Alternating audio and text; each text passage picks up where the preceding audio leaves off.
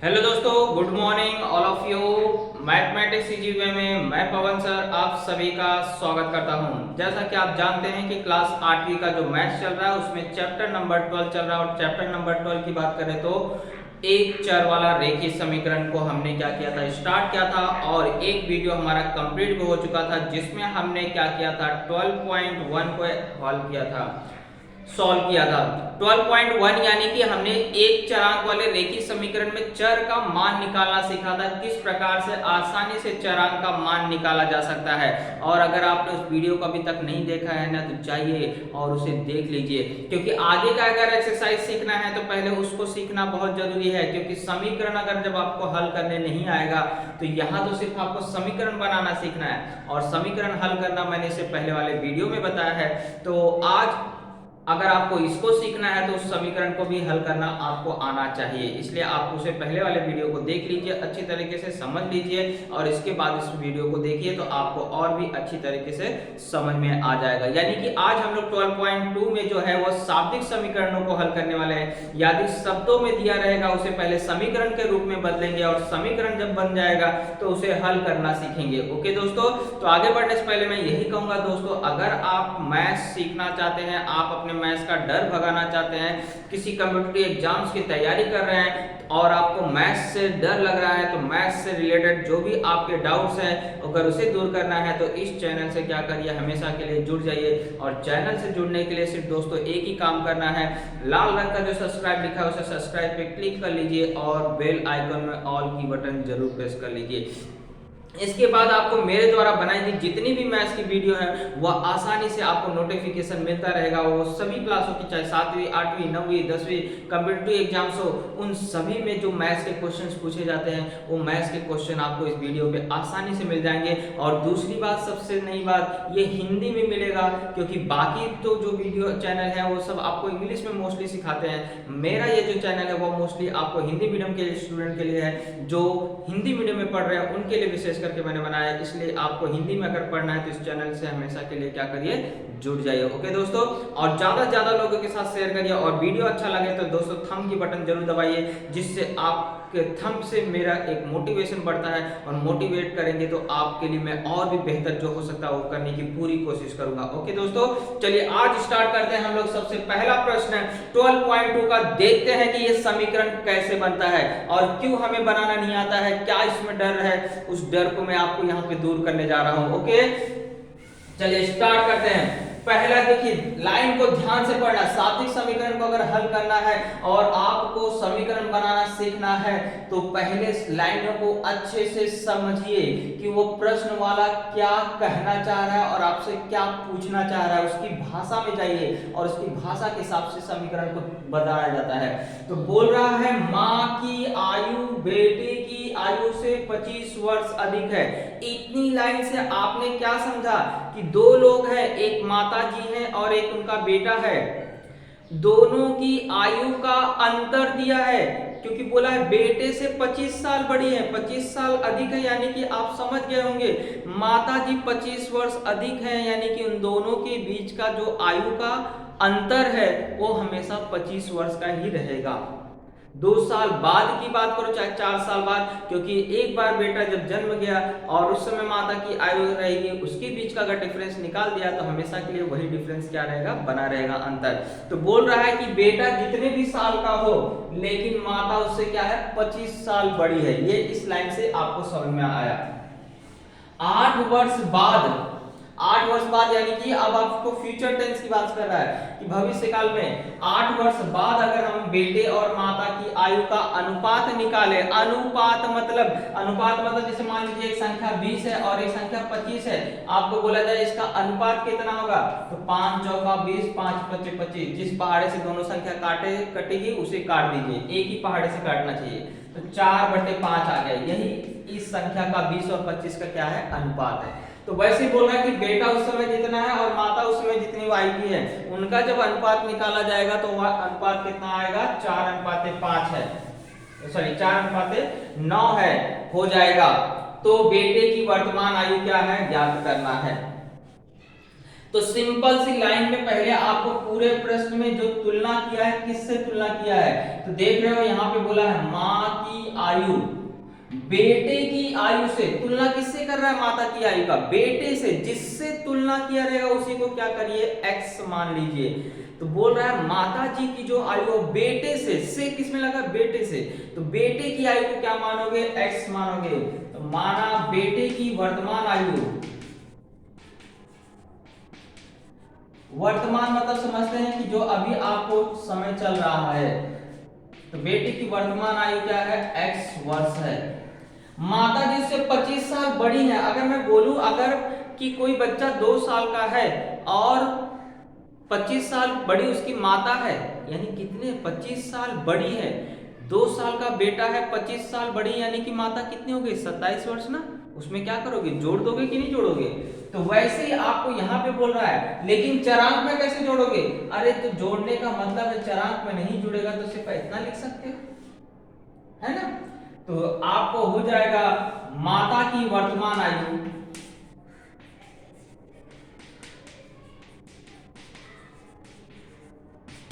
25 साल बड़ी है। अगर मैं बोलूं कि मैं 30 साल का हूं और मेरा भाई मुझसे 5 साल बड़ा है, मेरा भाई मुझसे 5 साल बड़ा है, तो मुझे अगर भाई की आयु निकालना है तो मैं 30 हूं, भाई मेरे से 5 बड़ा है, यानी कि मैं 5 उसमें जोड़ दूंगा, यानी 35 वर्ष हो जाएगा, है ना। ये कॉन्सेप्ट लगेगा।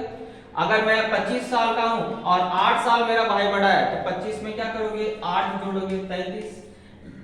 क्योंकि ये दोनों संख्याएं आपको क्या है? एक ही सजाती पद है, इसलिए जुड़ गई। लेकिन यहाँ पे तो बेटा x है और बोल रहा है उससे 25 साल बड़ी, तो इसमें तो मैं जोड़ नहीं सकता हूँ, लेकिन ये रूप में लिख तो सकता हूँ। तो इसलिए माता की जो वर्तमान आयु है वो कितनी हो जाएगी? जितनी भी रहेगी बेटे की, उसमें मैं क्या करूंगा? 25 को जोड़ दूंगा। तो ये क्या हो गया? माता की आयु आ गई। ओके, यहां तक आपको सबको समझा? ओके, कमेंट बॉक्स में लिखते जाइए। तो ये x प्लस 25 वर्ष हो गया। अब आपको बोल रहा है 8 वर्ष बाद। देखिए कभी भी याद रखिए, बाद बोलेगा तो जोड़िए, बाद बोलेगा तो जोड़िए, पूर्व बोलेगा तो घटाइए, या पश्चात बोलेगा तो जोड़िए, और आपको पूर्व की बात करेगा तो घटाइए। ओके, हमेशा याद रखिए। क्योंकि अगर मैं अभी 5 साल का हूं, अगर मैं अभी वैसे 5 साल का नहीं हूं, लेकिन मान लीजिए कोई बच्चा अगर 5 साल बाद है, तो 5 साल का है और 5 साल बाद की पूछ रहा, अगर 5 अभी है तो 5 साल आगे खसकूंगा मैं, 6 7 8 9 10, यानी 5 साल बाद मैं कितने साल का हो जाऊंगा? 10 साल। इतना कॉन्सेप्ट आप समझते होंगे कि जब बाद का पूछेगा यानी कि मैं जोड़ूंगा, और पूर्व का पूछेगा तो मैं क्या करूंगा? घटाऊंगा। क्यों? जैसे मैं बोला कि अगर अभी 20 साल का हूं, तो 5 साल पहले मेरी आयु कितनी होगी? 5 साल पहले की बात कर रहा है, तो मैं 5 साल पीछे जाऊंगा यानी कि घटाऊंगा। तो 5 साल पीछे जाने का मतलब है कि उसमें से क्या करना? घटाना। तो इसलिए पूर्व बोलेगा तो घटा दीजिए, पश्चात या बाद बोलेगा तो क्या करिए? जोड़ दीजिए। तो यहाँ 8 वर्ष बाद बोला, 8 वर्ष बाद दोनों की आयु निकाल लीजिए। 8 वर्ष बाद बेटे की जो आयु है अभी फिलहाल में कितना है?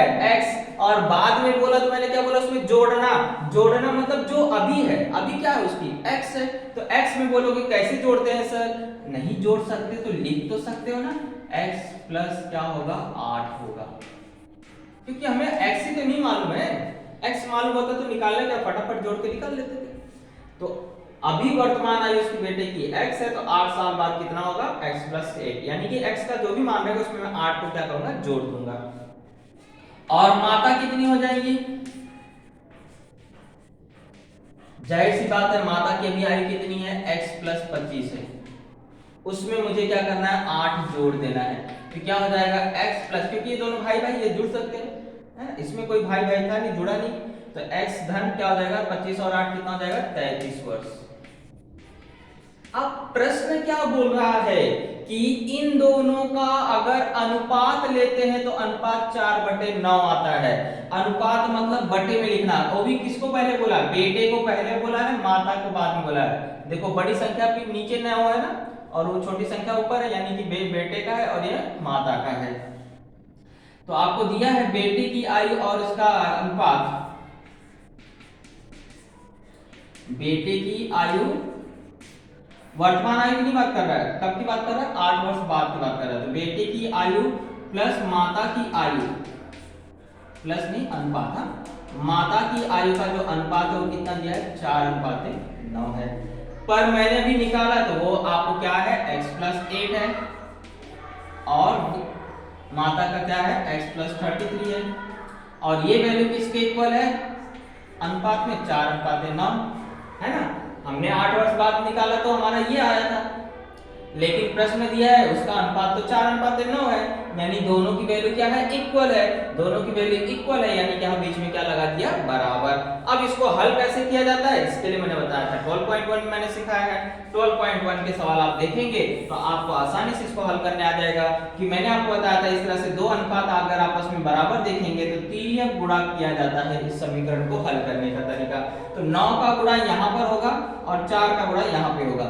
तो 9 का गुणा दोनों में करने का, ऐसा नहीं कि बस x में, 9 का गुणा x में भी होगा, 9 का गुणा 8 में भी होगा, 4 का गुणा x में भी होगा, 4 का गुणा 33 में भी होगा। ओके, चलिए गुणा करते हैं। 9x प्लस 9 अठे 72 बराबर 4 का गुणा x मौत क्या आ जाएगा, 4x प्लस 4 का गुणा 33 में हुआ तो कितना आ जाएगा, 4 के 12, 4 के 12 यानी 132 ना, 4 के 12, 4 के 12 और 13।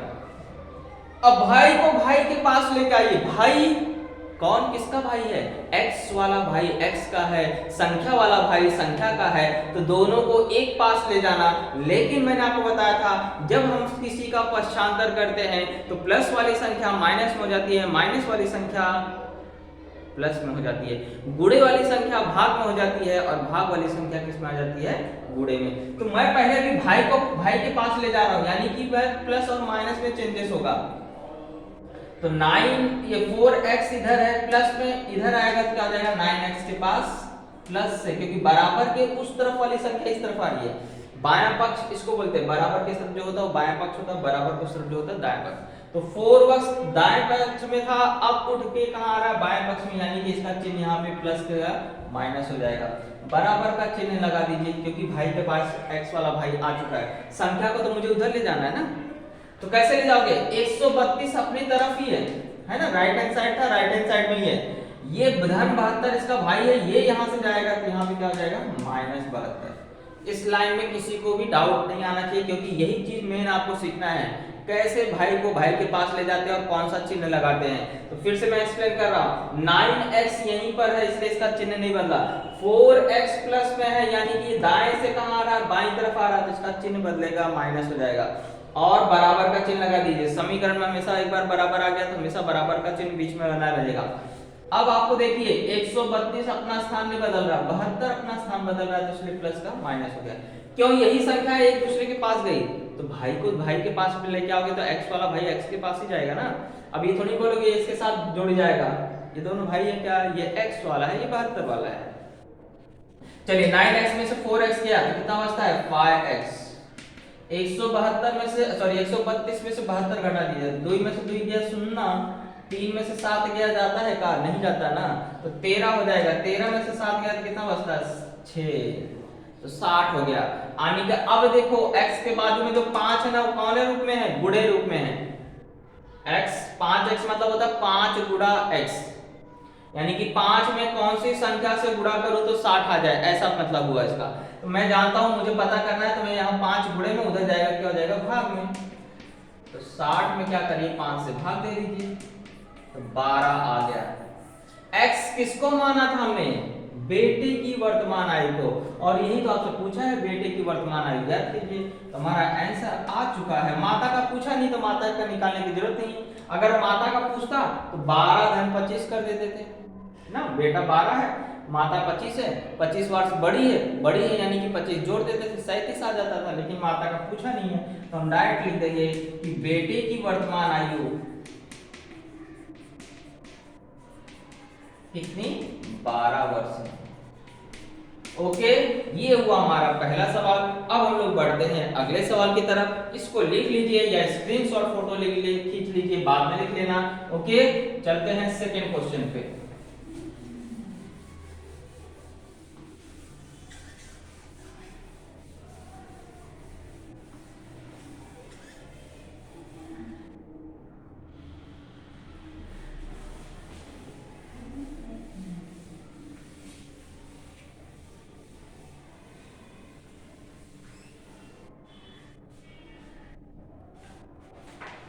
और दूसरी बात, अगर आपको लाइव वीडियो चाहिए यानी कि लाइव मैं आपको दिखूं और उस समय पढ़ाऊं, तो ऐसा चाहिए तो कमेंट बॉक्स में जरूर बताना। अगर मेजॉरिटी ज्यादा रहेगी तो मैं लाइव आपको पढ़ाऊंगा, यानी कि आप यूट्यूब पे आइए लाइव, हम दोनों आपस में सामने सामने क्या करेंगे, कमेंट्स आप कर सकते हैं, सिर्फ बात तो कर नहीं सकते, कमेंट्स करके आपके जरिए हम लोग क्या कर सकते हैं, बात कर सकते हैं, आपकी समस्याओं को दूर कर सकते हैं। लेकिन इसके लिए आप कमेंट बॉक्स में जरूर बताइए कि आपको अगर लाइव चाहिए तो मेजॉरिटी में देखूंगा, अगर सभी लोग पसंद करते हैं लाइव तो लाइव पढ़ाऊंगा मैं आपको, मैं पढ़ाऊंगा आपको, मैथ्स का डर दूर करूंगा, मेरा काम इतना है और आपका काम है सपोर्ट करना। ओके,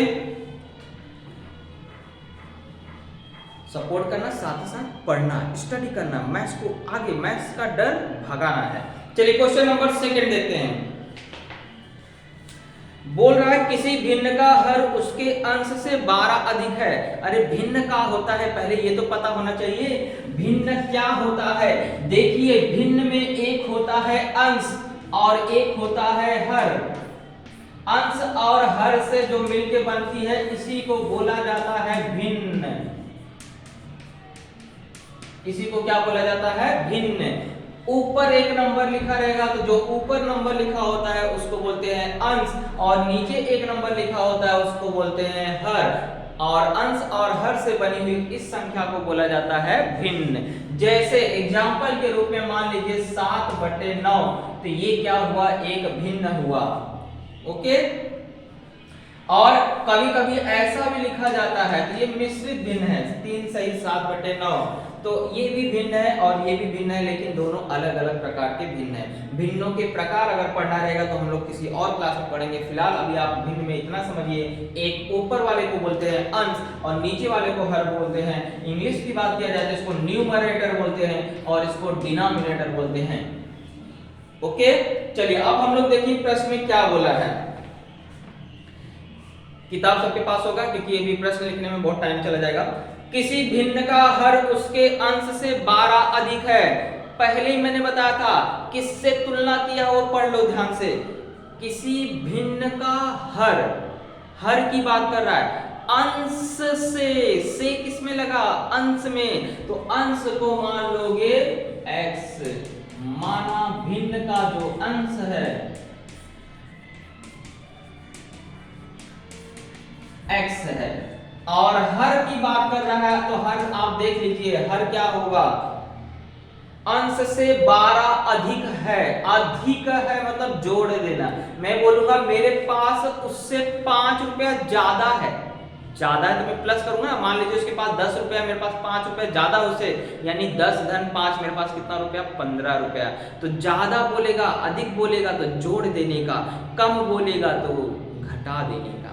तो बोल रहा है कि हर जो है वह अंश से बोला, यानी कि x से कितना ज्यादा है, 12 अधिक है, यानी कि +12। उसके अंश में से, अब देखो दूसरी शर्त, ये तो पहली शर्त के हिसाब से हो गया। अब आपको बोल रहा है उसके अंश में 2 घटाने तथा हर में 7 जोड़ने पर। तो पहले हम लोग लिख लेंगे अंश में से क्या कर रहा है, अंश में से 2 घटा रहा है। जब अंश में से 2 घटाएंगे तो अंश तो x था, उसमें से 2 घटाना यानी x - 2, नहीं घटेगा ना भाई, ये चर है और ये क्या है, संख्या, अचर है, तो ये दोनों आपस में नहीं घट सकते। सिर्फ ऐसा लिख सकते हैं कि x में से 2 घटा दिया। और हर में क्या बोल रहा है, हर में 12 जोड़ने पे या 7 जोड़ने पे, 7 जोड़ने पे। गाना भी बज रहा है यहाँ पे, चलता रहता है। तो ये जो है हर है, हर में x धन 12 हर है, इसमें मुझे और 7 जोड़ देना यानी धन 7। तो ये दोनों तो भाई ये दोनों आपस में जुड़ सकते हैं ना। तो x धन कितना हो गया, 19। मतलब अब ये मेरा अंश हो गया, अब ये मेरा क्या हो गया, हर हो गया। अब आगे बोल रहा है कि ये भिन्न 1/2 के बराबर हो जाती है, तो मैं लिखूंगा शर्तानुसार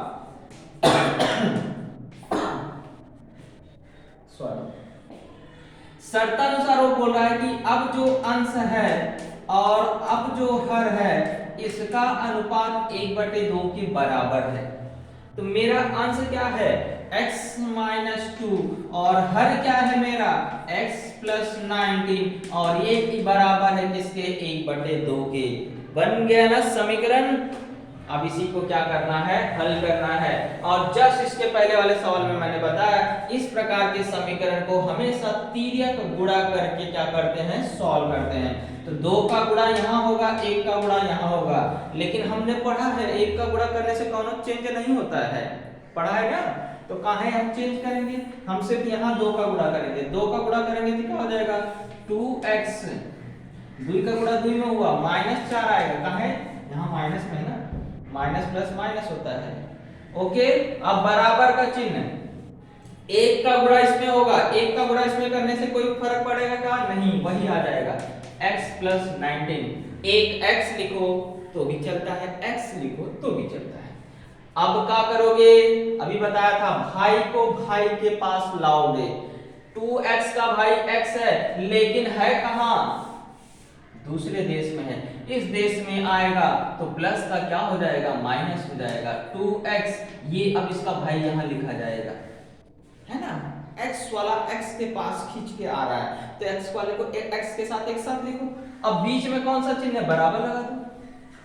अब देखो धन 19 है, 19 तो अपना स्थान पे है, 19 का कहां चिन्ह बदलेगा भाई, ये -4 अब बाईं तरफ से कहां जा रहा है, दाईं तरफ जा रहा है, तो क्या हो जाएगा माइनस का प्लस हो जाएगा। इस चीज को हमेशा ध्यान रखना, ले जाते समय चिन्ह को ध्यान से बदलना है, क्योंकि चिन्ह में गड़बड़ तो सवाल में गड़बड़ और पूरा दिमाग गड़बड़ हो जाएगा। तो 2x - x, अब बोलोगे सर कैसे घटेगा, अरे भैया 2 आम, x को क्या समझ लो, आम समझ लो, और ये क्या है आम, आम मतलब एक आम है सिर्फ, कितना आम बचा, एक आम बचा ना, है ना। तो वही यहाँ पे करना है कि 2x में से अगर मैं 1x घटा देता हूं तो क्या बचेगा 1x, 1 लिखो चाहे ना लिखो बात एक ही होती है, क्योंकि 1 का गुणा करने में कोई फर्क पड़ता नहीं है। तो 19 और 4 कितना हो गया 23, x का मान 23 आ गया, x क्या था अंश, अंश का मान आ गया है, अंश कितना हो गया 23। हमें हर भी तो ज्ञात करना है तभी तो भिन्न तैयार होगा। तो हर ज्ञात कैसे करोगे, बोला है उससे 12 ज्यादा है, तो अगर अंश 23 है उसमें क्या करोगे 12 ज्यादा है तो जोड़ दोगे तो कितना आ जाएगा 35। तो अंश और हर आ गया तो हमारा भिन्न हो गया। भिन्न में ऊपर किसको लिखा जाता है, अंश को, अभी मैंने बताया था अंश ऊपर रहता है 23 और हर कहाँ रहता है नीचे, 23/35, हमारा यही क्या हो गया आंसर हो गया। ओके, चलिए अगले क्वेश्चन की तरफ हम लोग क्या करते हैं, बढ़ते हैं। इसको फोटो खींच लीजिए या बदवा में लिख लीजिएगा। ओके,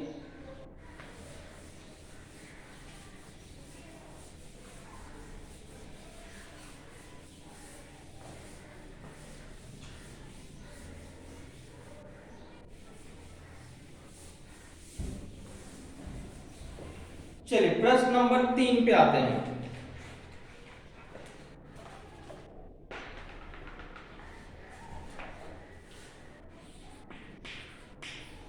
थोड़ा कलरफुल ले लेते हैं, कलरफुल चौक, कलरफुल दुनिया में आ जाते हैं। बोला है पीतल के मिश्रण में, पीतल किससे बना होता है, तांबा और जस्ता। तांबे को अगर जस्ते के साथ मिलाते हैं, उसका मिश्रण करते हैं तो बन जाता है पीतल। पीतल क्या हुआ, एक मिश्र धातु हुआ। क्या हुआ, मिश्र धातु। मिश्र लग गया मतलब मिश्रण किया गया। 2 या 2 से अधिक धातुओं को जब मिला के कोई चीज बनाई जाती है तो उसे बोला जाता है मिश्र धातु। तो पीतल क्या है, एक मिश्र धातु, और इस मिश्रण में तांबे और जस्ते का अनुपात बोला है 13:7 है। यानी कि वो पीतल जो बना है उसमें तांबा और जस्ता मिलाया जा रहा है, और किस रेशियो में, किस अनुपात में मिलाया जा रहा है, 13:7 में। अगर बोल रहा है कि इस पूरी मिश्र धातु का वजन 700 ग्राम है तो उसमें जस्ते की मात्रा कितनी है, ये चीज को हमें क्या करना है, ज्ञात करना है।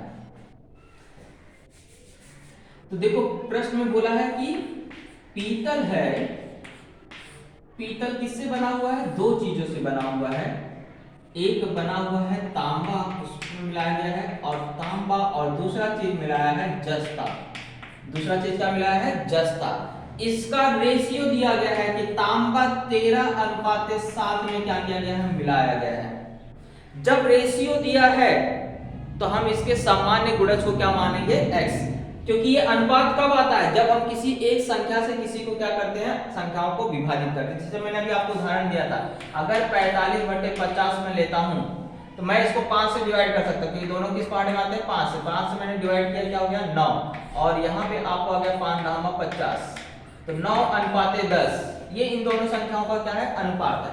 तो देखो अभी मुझे ये अनुपात तो पता है, लेकिन मैंने इसको किससे डिवाइड करके लेके आया था, यहाँ पे तो आप देखा 5 से, लेकिन ये हमें तो नहीं पता ना कि इसको मैंने कैसे डिवाइड करके लाया 13:7। तो वो जो संख्या नहीं मालूम होती तो उसको क्या मानते हैं, x मान लेते हैं, क्योंकि ये भी किसी ना किसी संख्या से क्या होगा, कट के ही ये 13:7 आया है। तो मैं इसका मान लेता हूं सामान्य गुणज x है, माना अनुपात का, यानी कि हम लोग मान रहे हैं कि इस अनुपात में किसी एक संख्या से इसको काटा गया, वो संख्या हमें नहीं पता है, तो उसका माना अनुपात का सामान्य गुणज x है।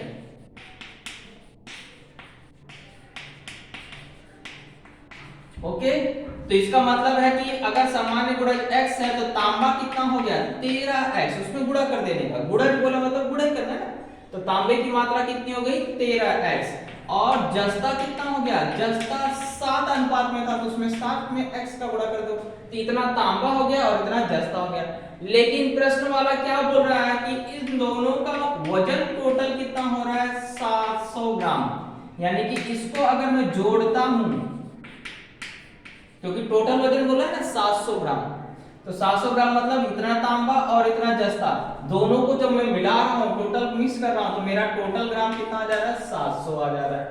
अब मैं इसी को हल करूंगा, ये दोनों भाई एक ही हैं और एक ही तरफ हैं, इनको जड़ क्या करना है, जोड़ देना है, यानी 20x बराबर कितना हो गया, 700, तो x के पास यहाँ 20 गुणे में है, उधर जाएगा क्या हो जाएगा, भाग में, यानी x बराबर 700/20।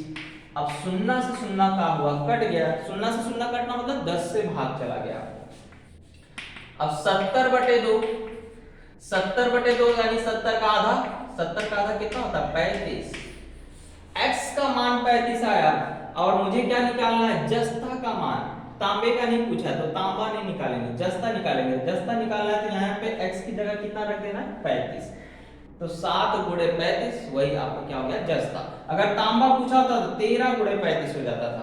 हमें फिलहाल क्या पूछा है, जस्ता कितना है, तो जस्ता की मात्रा बराबर 7x था, यानी 7 × 35, और 7 में 35 का गुणा करो, 7 × 5 = 35, 3 हासिल, 7 × 3 = 24, 24 यानी कि 245 ग्राम उसमें क्या था, जस्ता था।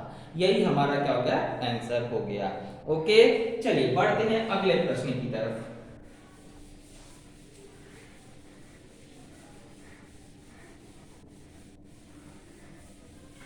मजा आ रहा होगा शाब्दिक प्रश्न, गणित सीखने में बहुत इच्छुक रहिए, गणित से बुद्धि का विकास होता है, इतना याद रखिए।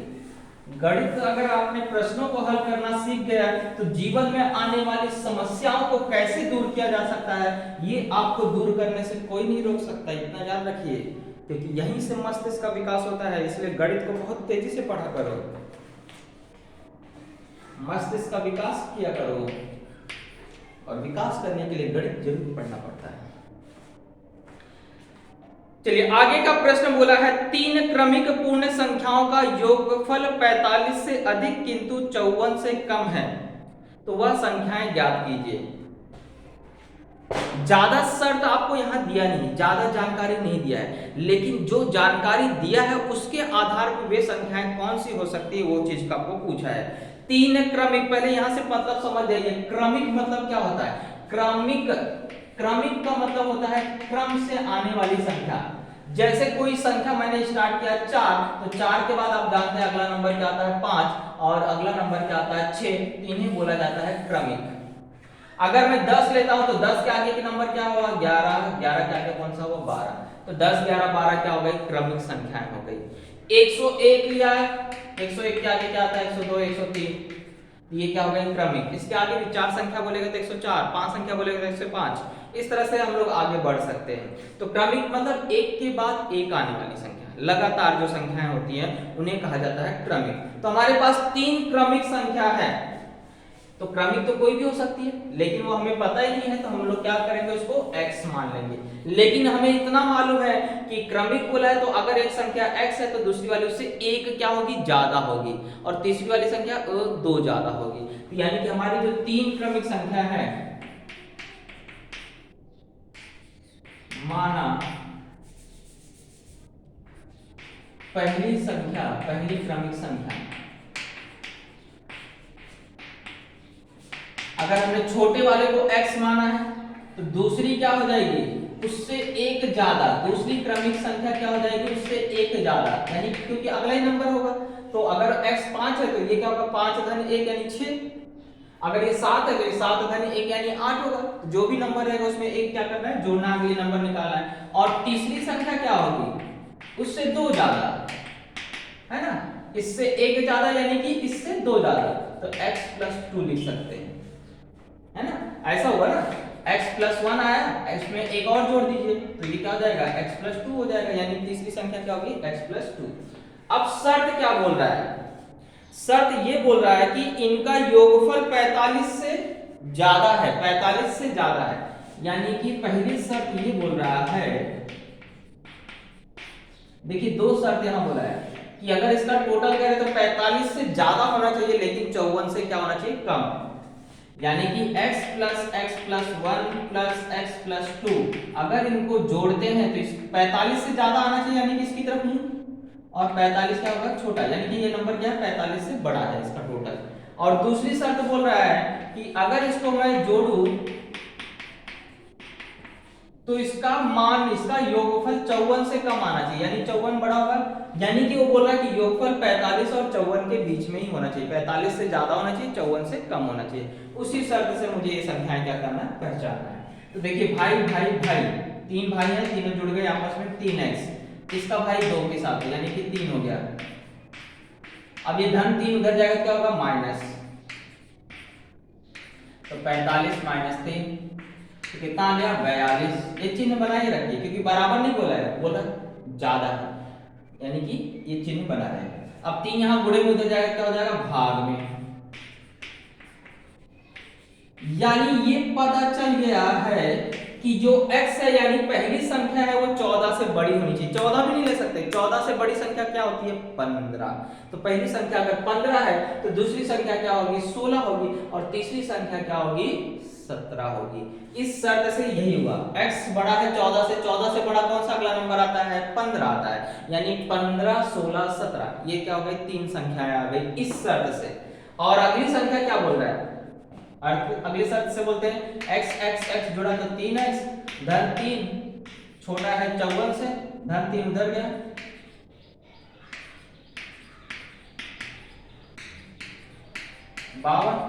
x 52/3, क्योंकि यहाँ 3 में है तो गुणे में इधर भाग में गया, तो 3 से इसको भाग दे दीजिए, 3 एकम 3, 3 सते,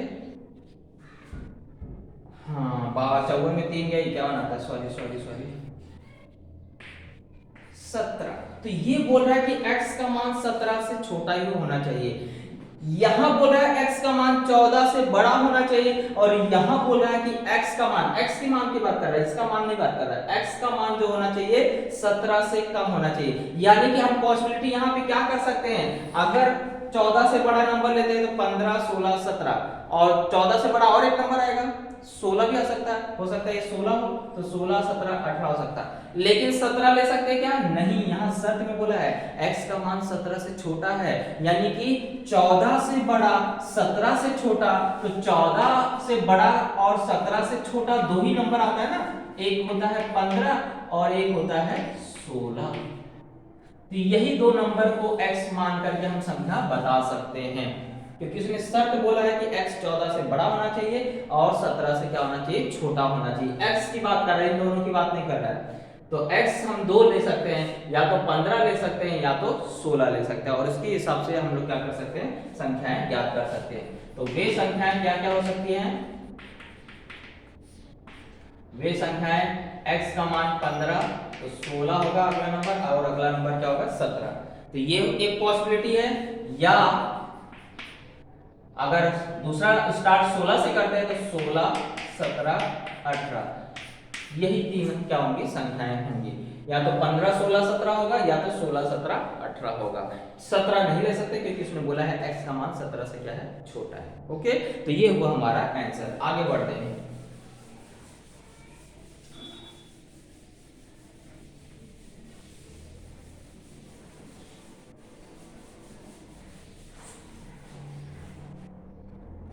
टाइम देख लेते हैं, टाइम है अभी, हम लोग एक सवाल कर सकते हैं और यही शायद से आपको आखिरी सवाल है। इसके बाद के सवाल जो है वो क्या है, कट गए हैं क्वेश्चन। फिर भी टाइम लगेगा तो मैं छठवा भी करा दूंगा आपको। ओके, अगर टाइम रहा तो बोल रहा है दो अंकों वाली एक संख्या के दहाई स्थान का अंक इकाई स्थान के अंक के दुगना है। अंकों के स्थान परिवर्तन से प्राप्त संख्या तथा मूल संख्या का योगफल 66 है, तो दी गई संख्या कितनी है। तो बोल रहा है दो अंकों वाली संख्या है। अरे भैया, दो अंकों वाली संख्या कहां से स्टार्ट होता है, 10 से। कहां पे खत्म होता है, 99, क्योंकि इसमें दो ही अंक है ना। तो 10 से शुरू होता है और 99 खत्म होता है। इसके बाद बोलोगे सर 100 आता है। हाँ मुझे मालूम है 100 आता है, लेकिन इसमें कितने अंक हो गए, 1 2 3 हो गया। तो 3 अंकों वाली संख्या नहीं बोल रहा, वो क्या बोल रहा है, 2 अंकों वाली। यानी कि जो संख्या हमें चुनना है वो उसके बीच में ही होगा, 10 और 99 के बीच में होगा। लेकिन हमें पता नहीं 10 से 99 के बीच में तो बहुत सारी संख्या है, तो कौन सी संख्या होगी हमें पता है क्या, नहीं। तो इसलिए हम लोग उसको क्या करेंगे, तो इस दो अंक वाली संख्या में क्या होता है, एक इकाई अंक होता है और एक दहाई अंक होता है। तो वो इकाई और दहाई के साथ लेकर तुलना करके बता रहा है, तो इसलिए हमें क्या करना पड़ेगा, किसी एक को x मान लेना पड़ेगा। तो किसको x मानेंगे, वही प्रश्न को हम लोग क्या करते हैं, समझते हैं। ओके, चलिए प्रश्न में क्या दिया है कि दो अंक वाली एक संख्या के दहाई स्थान का अंक इकाई स्थान के अंक का क्या है, दुगना है। इकाई स्थान के अंक का इकाई स्थान से तुलना कर रहा है, यानी कि इकाई स्थान को हम लोग क्या मान लेंगे, x मान लेंगे। माना दो अंकों वाली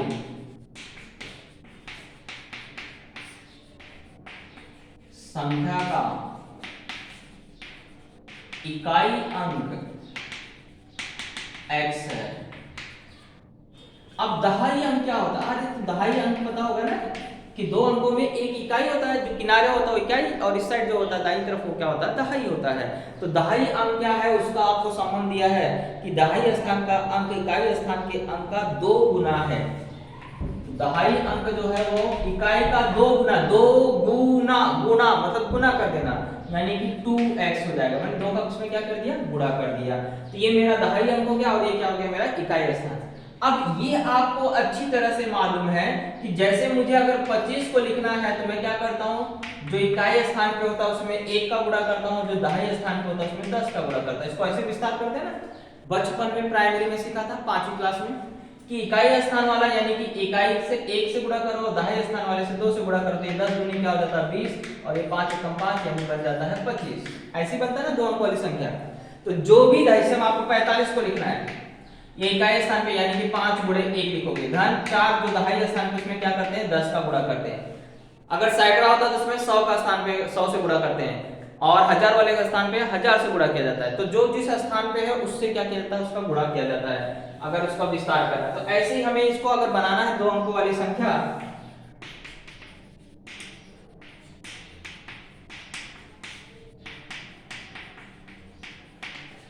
तो मुझे क्या करना है, जो दहाई पे उसमें 10 से गुणा करना है, क्योंकि दहाई स्थान वाले संख्या में क्या किया जाता है, 10 से गुणा किया जाता है। और जो इकाई पे होता है उसको ऐसे लिख दिया जाता है, जोड़ दिया जाता है, या उसमें 1 का गुणा करो तो फर्क तो पड़ता नहीं। ये कितना हो गया, 10 दूनी 20x धन x, है ना, 10 दूनी 20x और धन x, यानी कितना हो गया, 21x हो गया। ये मेरी दो अंकों वाली संख्या बन गई, लेकिन x के फॉर्म में बन गई। अब आगे क्या शर्त बोल रहा है कि अगर स्थान परिवर्तन कर दिया जाए तो दोनों संख्याओं को और मूल संख्या को जोड़ दिया जाए तो हमारा कितना आता है, आंसर 66 आता है। तो हम लोग पहले अब स्थान परिवर्तन करेंगे।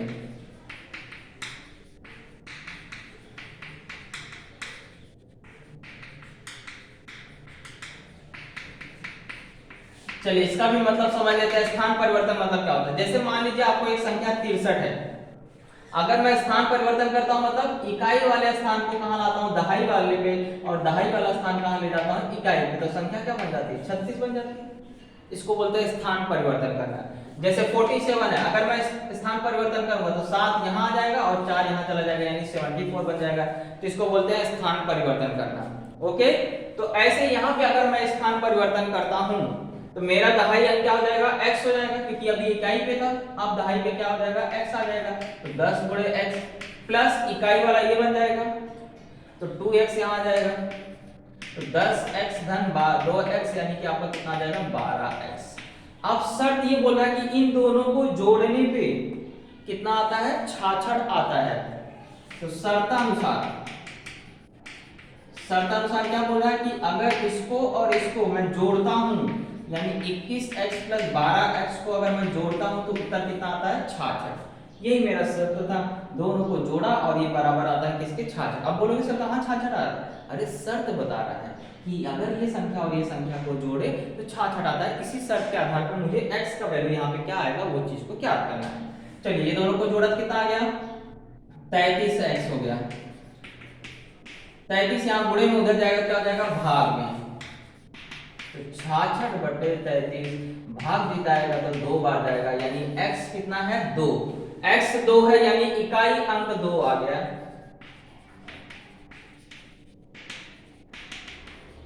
और दहाई अंक उसका 2 गुना, यानी कि 2 दूनी 4। और यहाँ पे आप x का मान रखेंगे तो आपको वो 2 अंकों वाली संख्या पता चल जाएगी। ये आपको नहीं पूछा था, आपको क्या पूछा है, सिर्फ 2 अंकों वाली संख्या क्या होगी। तो मैं ऐसे भी लिख सकता हूँ 4 और 2 42 हो जाएगा, या यहाँ पे x का मान रख दीजिए तो भी आ जाएगा। तो 21x बोला है, यानी 21 गुणे x का मान कितना है, 2। तो 21 दूनी कितना होता है, 42। तो वह 2 अंक वाली संख्या क्या है, 42 है। ओके, तो इस तरह से हम लोग का ये समीकरण भी क्या हो गया, हल हो गया। ओके, मुझे नहीं लगता यहाँ आपको कोई डाउट रहा होगा।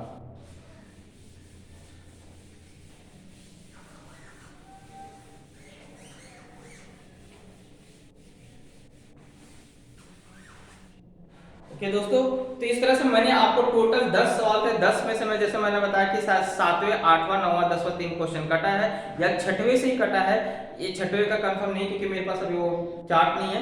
तो 6वां सवाल अगर करना भी रहेगा तो आप अपने आप से करेंगे। अगर कोई डाउट रहेगा तो आप मुझे क्या करेंगे, कमेंट बॉक्स में जरूर पूछेंगे, तो मैं आपको 6वां प्रश्न में क्या करूंगा, करा दूंगा। ओके दोस्तों, लेकिन वीडियो अगर अच्छा लगा तो लाइक जरूर करिए दोस्तों। आप लाइक करने में बहुत कंजूसी है, आपको एक थंब के बटन दबाने से आपका मोबाइल नहीं खराब हो जाएगा या आपका यूट्यूब बंद नहीं हो जाएगा, उल्टा आप मुझे क्या करेंगे, मोटिवेट करेंगे। इसलिए थंब की बटन यानी लाइक की बटन जरूर प्रेस करें। ओके, और अगर कुछ कहना है कमेंट बॉक्स में आप जरूर कर सकते हैं, हिदायत दे सकते हैं, सुझाव दे सकते हैं, या अगर कुछ पूछना है तो कमेंट बॉक्स में जरूर बता सकते हैं। ओके दोस्तों, और ज़्यादा से ज़्यादा शेयर करिए। तब चलते हैं, अब मिलेंगे अगले वीडियो में, तब तक के लिए गुड बाय, जय हिंद, जय भारत।